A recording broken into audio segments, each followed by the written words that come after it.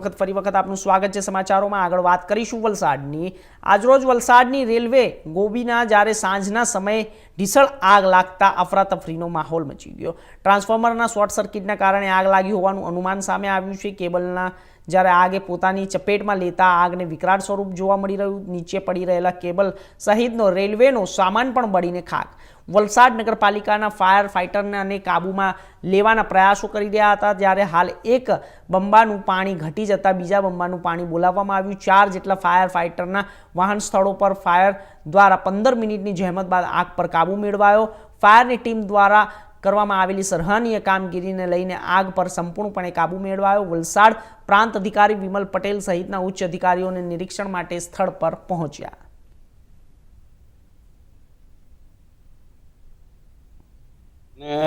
આ નગરપાલિકાની જે ધુમાડો રેલવેમાં આગ લાગી ને એ મેં મોગળાવાડી મારા સ્થાન પર ઘરે ઉતર ત્યાંથી ધુમાડો જોઈને મેં આવ્યો ને ફાયરવાળા આપણા નગરપાલિકાના 5 જેવા ફાયર ફાઇટર આવ્યા ને આગ ઓલવી ને ગયા। કેવી કામગીરી રહી ફાયરની બહુ વખાણવા જેવી ફાયર બ્રિગેડની ટીમની વખાણ જેટલું કરે એટલું ઓછું કે આટલી આગ જોવામાં આવતું હતું કે મોગળાવાડી થી લઈને તિથલવાળા સુધીને બી ખબર પડી ગઈ કે આગ લાગી, પણ હજુ સુધી અહીંયા સ્થાન પર રેલવે વાળા નથી આવ્યા। રેલવે સ્ટેશનની બાજુમાં ગોડીમાં આગ લાગેલી હતી। પીવીસી પાઇપ હતા જેમાં આગ લાગેલી હતી, એટલે ધુમાડો વધારે હતો અને વલસાડ નગરપાલિકાની ફાયરની આપણે 4 ટીમ તાત્કાલિક ઘટના સ્થળ ઉપર આવી અને 15 થી 20 મિનિટ ઉપર આગ ઉપર સંપૂર્ણ રીતે કાબુ મેળવેલ છે। પહેલા 2 મિની વ્હીકલ આપણે આવ્યા હતા, ત્યારબાદ જરૂર વધારે જણાવતા આપણે બીજી 2 ગાડી આપણી બોલાવી અને તાત્કાલિક આગ ઉપર સંપૂર્ણ રીતે કાબુ મેળવેલ છે। આગ લાગવાનું કારણ તો અગમ્ય કારણોસર લાગેલી છે, હવે પૂછપરછ કરશું અમે। ફાયરને કેટલી જહેમત બાદ સફળતા મળી? 15 થી 20 મિનિટમાં સફળતા મળી ફાયર ટીમને।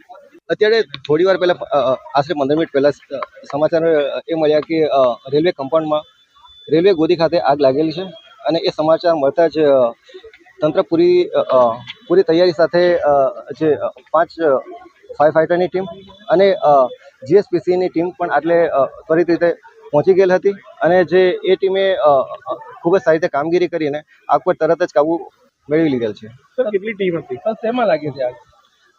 જે પ્રાથમિક દ્રષ્ટિએ જણાઈ રહ્યું છે કે અહીંયાથી કેબલ વાયર હતા તેમાં શોર્ટ સર્કિટ થવાના લીધે આગ લાગેલ છે। ડીજીવીસીએલ ની ચાલુ લાઈનના કેબલ હતા કે શું લાગે છે? પ્રાથમિક તપાસમાં શું સામે આવ્યું?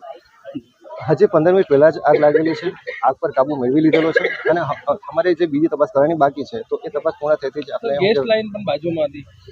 ગેસ લાઈન બાજુમાં હતી અને એના માટે જ જીએસપીસીની ટીમ તુરંત જ આવી ગયેલી હતી। અમે ક્રોસ ચેક કરી પણ લીધું છે અને એમાં જે ગેસની લાઈનને કોઈ નુકસાન નથી અને ગેસની લાઈનના લીધે કોઈ પણ પ્રકારની આગ નથી લાગેલ। ફાયરની ટીમ દ્વારા એકદમ ખૂબ જ સારો રિસ્પોન્સ મળેલો હતો અને 2 કે 3 મિનિટની અંદર આટલી ફાયરની ટીમ હતી અને જે 5 ટીમ આવી ગયેલી છે અને તેમણે ઝડપથી કામગીરી કરીને ખૂબ જ સારી કામગીરી કરીને દ્વારકા